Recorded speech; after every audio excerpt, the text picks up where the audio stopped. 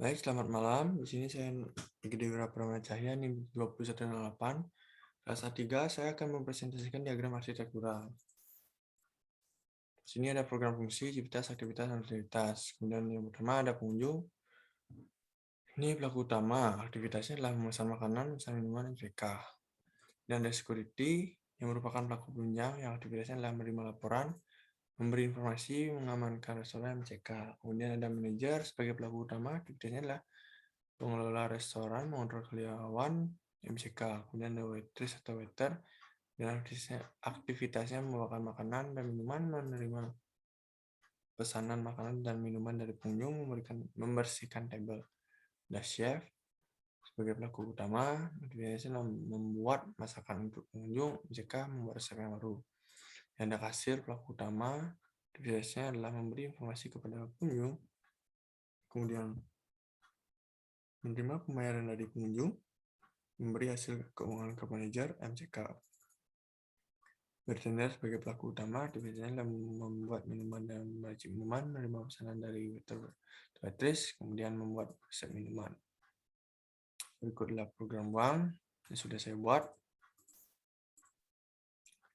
Program ada ruang makan indoor yang misalnya saya dapat 62,14 meter persegi, ada bar yang misalnya 15,375 meter, ada ruang logistik yang misalnya totalnya ada 6 meter, dapur besar totalnya adalah 13 meter, dan ada kasir yang besarnya 2,28 meter persegi, ada wastafel yang besarnya 4,64 meter persegi, ada janitor yang besarnya dapat 3,8 meter persegi, ada toilet pria yang besarnya 6 meter, toilet wanita 6 meter, kemudian ruang makan outdoor lantai 1, ini ada 30 meter, ruang makan indoor lantai 1 dan 28,84 atau 29 meter persegi, dan ruang manajer yang 7,1.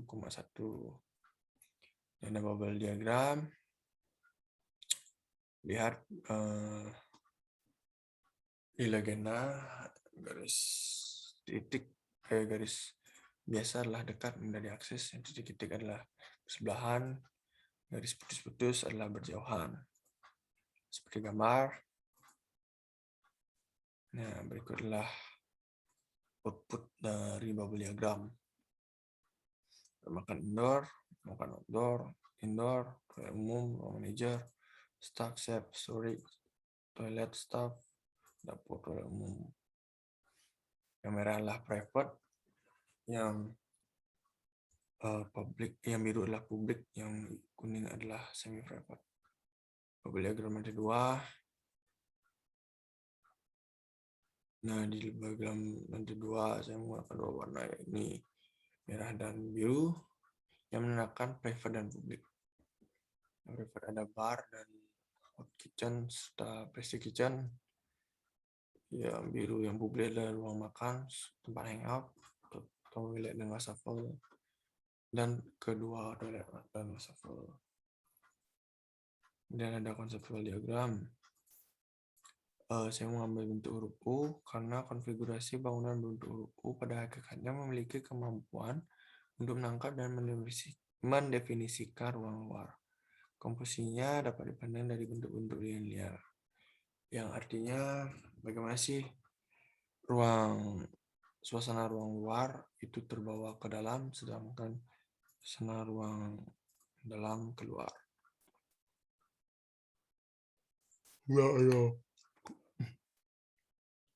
Kemudian ada program diagram.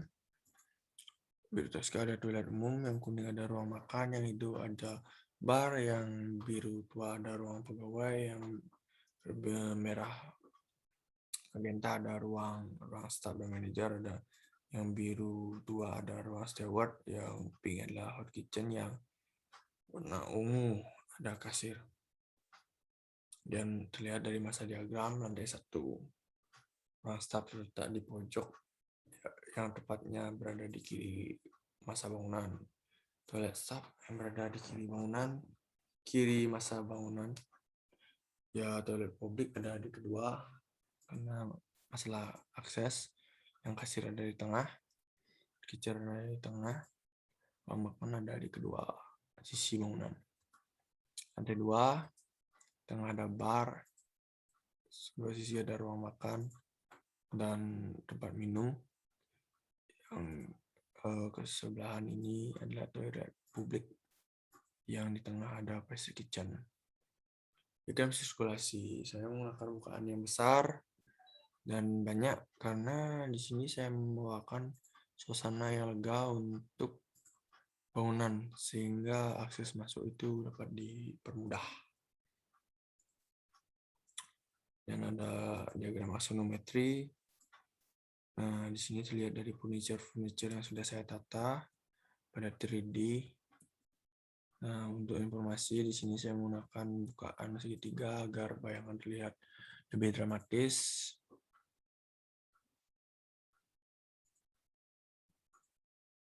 Dan ada konsep struktur.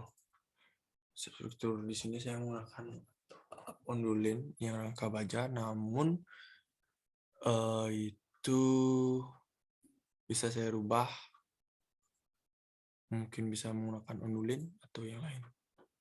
Tadi sudah di upper, sekarang superstruktur. Superstruktur saya menggunakan plat lantai bonek seperti biasa. Kemudian saya menggunakan bracing X. Nah, di bracing X ini saya mengejar bentuk eksterior yang unik pada bangunan dan alasan kekuatan juga. Dan di substruktur saya menggunakan board pile dengan galian sekitar 5 meter. Karena pada daerah tersebut tanah keras berada di daerah 5 meter. Kemudian ada konteks diagram. Nah, saya sudah mensurvei data dari National Center for Environmental Information. Karena cuaca pada awal tahun itu curah hujan tinggi, dan pada pertengahan tahun cuaca itu di daerah site cerah. Pada akhir tahun cuaca biasanya curah hujan meningkat. Di sini saya menggunakan site di daerah Canggu. Kemudian juga output dari konteks diagram. Pergerakan matahari. Bentuk massa yang memiliki seperti void akan memberikan pencahayaan yang full ke dalam bangunan, sehingga tidak ada ruang negatif di dalamnya. Dan ada pergerakan angin. Bentuk massa seperti itu memberikan pergerakan angin yang di belakang sehingga pembangunan pada bangunan dapat diminimalisir. Yang ada skill diagram. Di sini saya mengambil sampel dari ruang makan yang total dari gininya adalah 13 meter. Ya, seperti ini saya menata kursi dan sofa. Dan ada plan diagram. Berikut adalah plan diagram lantai 1. Di sini ada bersifat private. Di sini ada yang kuning, di sini ada semi private, yang biru ini ada sifat publik. Kemudian yang lantai 2, yang biru ini ada publik, yang merah ini ada private. Yang diagram aktivitas. Untuk diagram aktivitas itu sendiri, yang lantai 2, nomor 1, ini adalah merupakan bar. Daerah ini merupakan bar.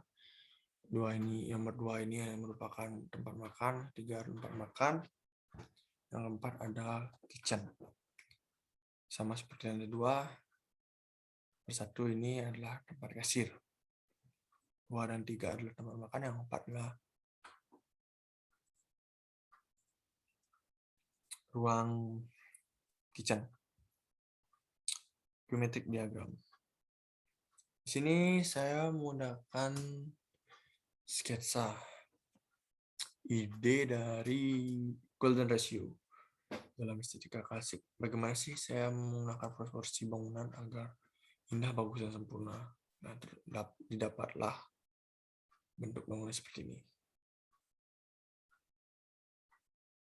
Dan dari tipologi diagram, pada saya yang uniknya adalah bentuk atap yang seperti buku, pengamuan buku, dan kubus balok yang disusun begitu rupa yang sedemikian rupa dengan perpaduan bentuk balok dan kubus yang dinamakan dengan bentuk buku tulis merupakan pendekatan bentuk tampilan bangunan sehingga menciptakan tampilan yang unik dan otentik. Nah,